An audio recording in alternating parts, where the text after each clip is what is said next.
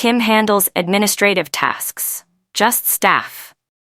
Derek's voice carried across the conference room like he was announcing the weather. He didn't even look at me when he said it.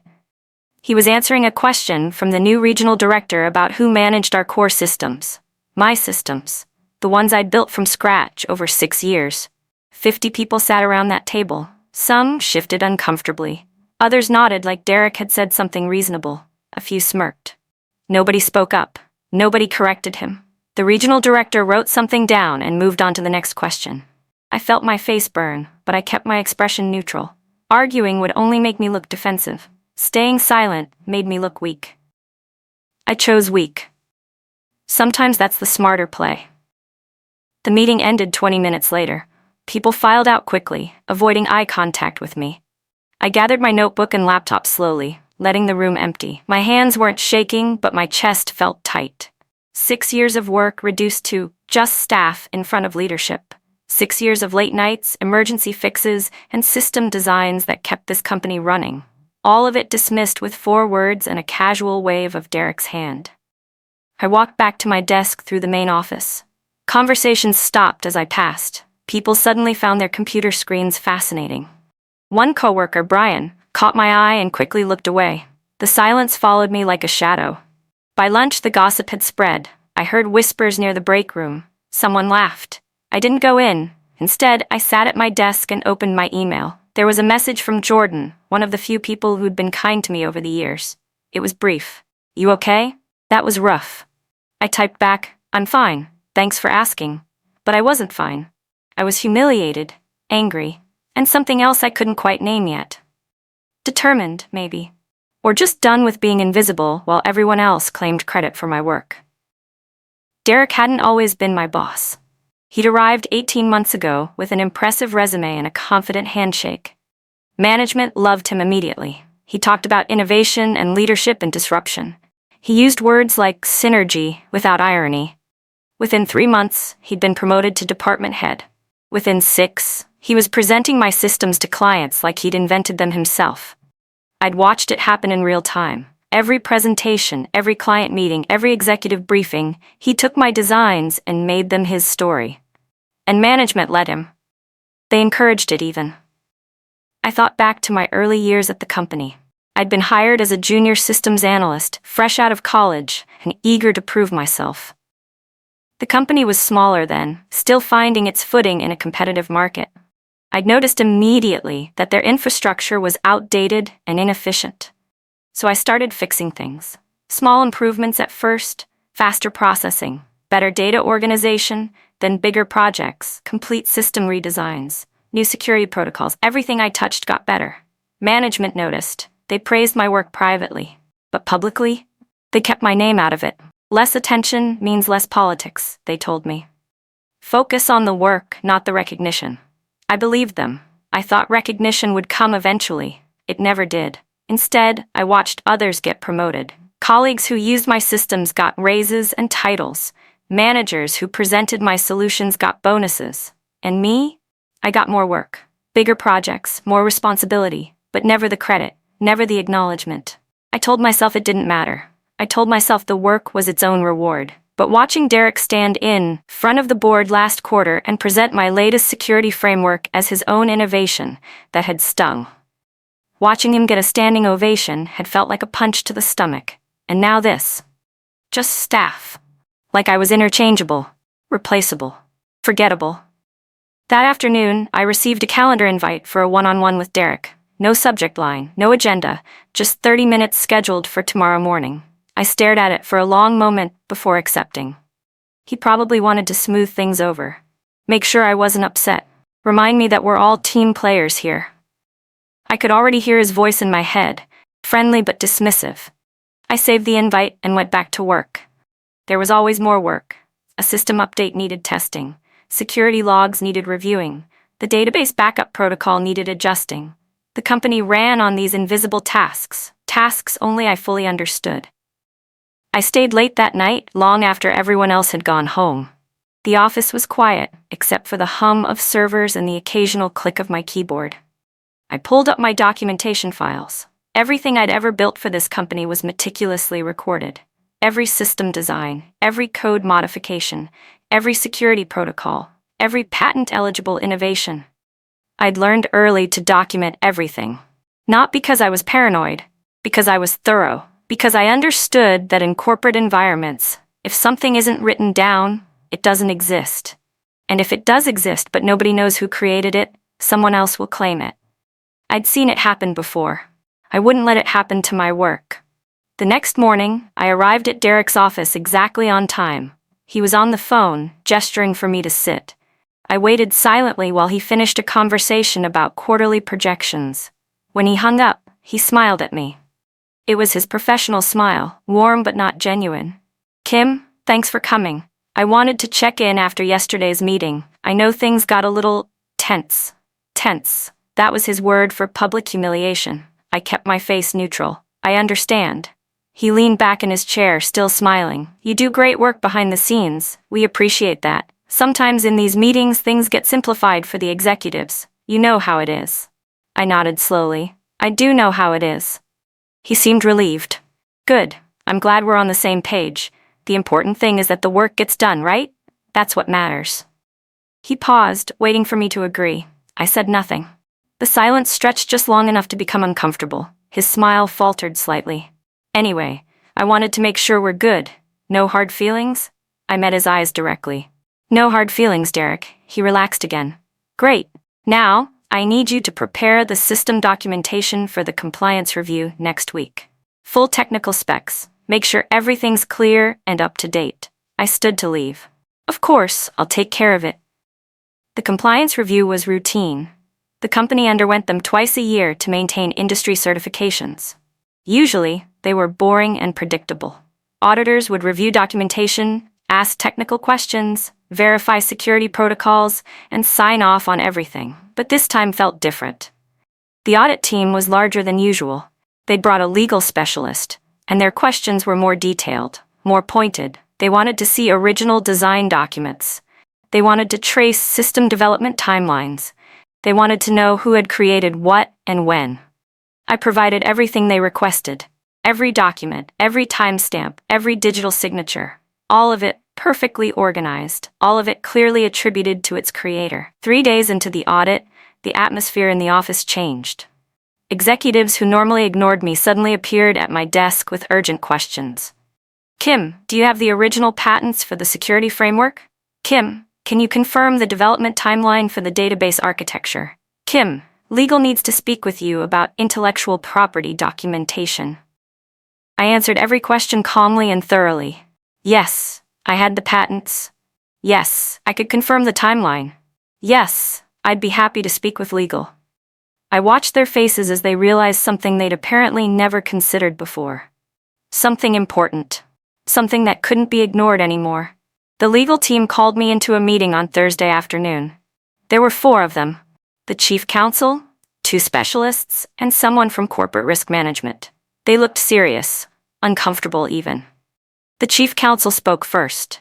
"Kim, thank you for meeting with us. We're reviewing intellectual property documentation as part of the compliance audit, and we need to clarify some ownership records." I waited. She continued carefully. "Several of our core systems, including the security framework, the database architecture, and the processing protocols, have unclear ownership documentation. The company assumed these were developed as work for hire under standard employment terms. However, the patent filings tell a different story." I'd been waiting for this moment for 6 years. I kept my voice steady and professional.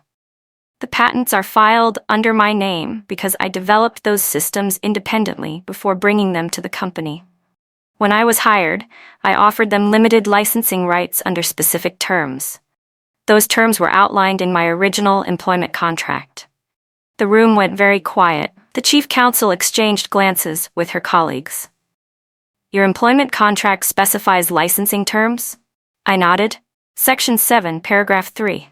The company has operational rights to use my systems, but ownership remains with me. I can provide my copy of the contract if needed." Someone muttered something under their breath. The chief counsel's expression remained carefully neutral. "That won't be necessary right now. We'll review our files." The meeting ended abruptly. I returned to my desk and waited. By Friday morning, the entire executive team knew. I could tell by the way they looked at me in the hallway, by the hushed conversations that stopped when I passed, by the sudden politeness from people who'd ignored me for years. Derek appeared at my desk just before lunch. His confidence was gone. He spoke quietly, almost nervously. "Kim, I need to understand something. The systems we've been using, the ones I've been presenting to clients, those are yours? Legally yours?" I looked up from my computer. "Yes, Derek, they're mine. They always have been." He swallowed hard. "And the company's rights to use them?" I kept my tone even. "Limited licensing, terminable under specific conditions, it's all documented." That afternoon, I received a meeting invitation from the CEO. It was scheduled for Monday morning. The subject line read, "Strategic Partnership Discussion." Not employee review. Not contract clarification. Partnership. The language had shifted. So had the power dynamic. I spent the weekend reviewing my documentation one more time. Every patent, every license agreement, every email trail, everything was airtight. I'd been careful from the beginning. I'd protected my work because I'd understood something fundamental about corporate culture. If you don't protect your value, someone else will claim it, and then you become expendable, replaceable, just staff. Monday morning arrived. The CEO's office was on the top floor, with floor-to-ceiling windows overlooking the city. I'd only been inside twice before, both times briefly. Now I sat across from him at his conference table. The chief counsel was there. So was the head of operations. Everyone looked tense. The CEO spoke first. His tone was measured and careful. "Kim, we've spent the weekend reviewing your contract and the intellectual property documentation. I'll be honest, this situation came as a surprise to us. We believed the systems you developed were company property." I said nothing. He continued, "However, we recognize that the documentation is clear. You own the patents, we have licensing rights, and we need to discuss how we move forward." The head of operations leaned forward. "Kim, we want to be transparent. Without continued access to your systems, the company faces significant operational challenges. Our largest clients depend on your security framework. Our data processing relies on your architecture. Replacing these systems would take years and cost millions. It might not even be possible." I listened carefully. The CEO added, "We're prepared to offer you a substantial compensation package to secure permanent rights to your work. A retroactive bonus for past contributions, an immediate promotion, and equity in the company." I took a slow breath. "What about acknowledgement?" The room went quiet. "I want public acknowledgement of my contributions, clear attribution, my name on the work I created."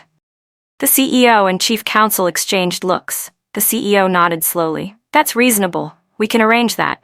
I continued, "I also want decision-making authority over any future modifications to my systems, and I want it in writing that no one else can claim credit for my work going forward." The chief counsel made notes. The CEO studied me carefully. "You've thought this through." I met his gaze directly. "I've had 6 years to think it through." He almost smiled. "Fair enough. We'll draft a new agreement reflecting these terms. In the meantime, I want to personally apologize for how your contributions have been overlooked. That changes immediately." It wasn't enough, but it was a start. The company-wide email went out Tuesday morning. It was brief, but clear. The CEO announced a restructuring of the technology division to better recognize individual contributions. My name appeared 3 times. My title changed from systems analyst to chief technology architect. My role was described as creator and owner of the company's core operational systems. The email didn't mention Derek. It didn't need to. Everyone understood what had happened. I watched the reactions in real time. Some people congratulated me genuinely. Others avoided me entirely. A few looked angry, like I'd somehow cheated by protecting my own work. Derek's office was empty. Someone said he'd been reassigned to a different department. Someone else said he'd resigned. I didn't ask. It didn't matter anymore.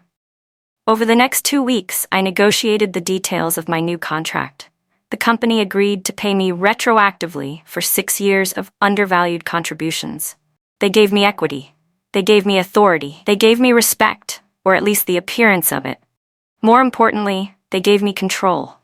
Every system I'd built was now formally recognized as mine. Any future work would be compensated fairly and credited properly. The legal team drafted protections ensuring that what happened with Derek could never happen again. I reviewed every page carefully before signing. This time, I wasn't trusting anyone's promises. I was trusting documentation. I was trusting contracts. I was trusting the law. My first executive meeting was surreal. I sat at the same conference table where Derek had dismissed me as just staff 6 weeks earlier. But now I was presenting directly to the board, explaining system upgrades, answering technical questions, making strategic recommendations. People listened when I spoke. They took notes. They asked for my opinion. The regional director who'd been in that original meeting looked uncomfortable the entire time. Afterward, she approached me in the hallway. "Kim, I wanted to say, I should have asked more questions in that first meeting. I'm sorry I didn't." I nodded. "Thank you for saying that." She hesitated. "For what it's worth, you handled this whole situation with remarkable professionalism." I smiled slightly. "I handled it the only way that would work." 3 months later, the company signed its largest client contract in history. The deal was built entirely around my security framework. During the signing ceremony, the CEO publicly credited me by name. Reporters asked me questions. Industry publications requested interviews. Suddenly, after 6 years of invisibility, I was visible. But I didn't trust it. Visibility without protection was just exposure. Visibility without ownership was just another way to be exploited. So I kept documenting everything. I kept protecting my work. I kept demanding clear attribution and fair compensation. Some people called me difficult. Some people said I'd changed. But I hadn't changed. The circumstances had changed, and I'd simply stopped accepting less than I deserved. Looking back now, I understand what really happened in that conference room when Derek called me just staff. He'd revealed something important. Not about me, about the company. About how easily people could overlook the person actually doing the work. About how credit flows upward to whoever speaks loudest, regardless of who earned it. About how invisible labor remains invisible until it stops. I'd stayed silent in that meeting because arguing would have been pointless. Derek had the title. He had the authority. He had the confidence of leadership. I had none of those things. What I had was ownership, and it doesn't need to argue. Ownership just needs to wait. A year later, I'm still here. The company is thriving. My systems are expanding into new markets. I'm leading a team now, and I make sure everyone's contributions are recognized and documented. I make sure no one else becomes invisible the way I was. Derek is gone. So are several managers who benefited from claiming other people's work. The culture hasn't completely changed. Corporate cultures rarely do. I'm more careful, more aware, and me, I'm no longer just staff. I'm the person who owns what matters most. The person they can't operate without. The person who proved that silence isn't weakness. Sometimes silence is just strategy. Sometimes the most powerful thing you can do is wait for the right moment. Let ownership speak for itself, and watch as everyone who underestimated you learns exactly how expensive that mistake can be.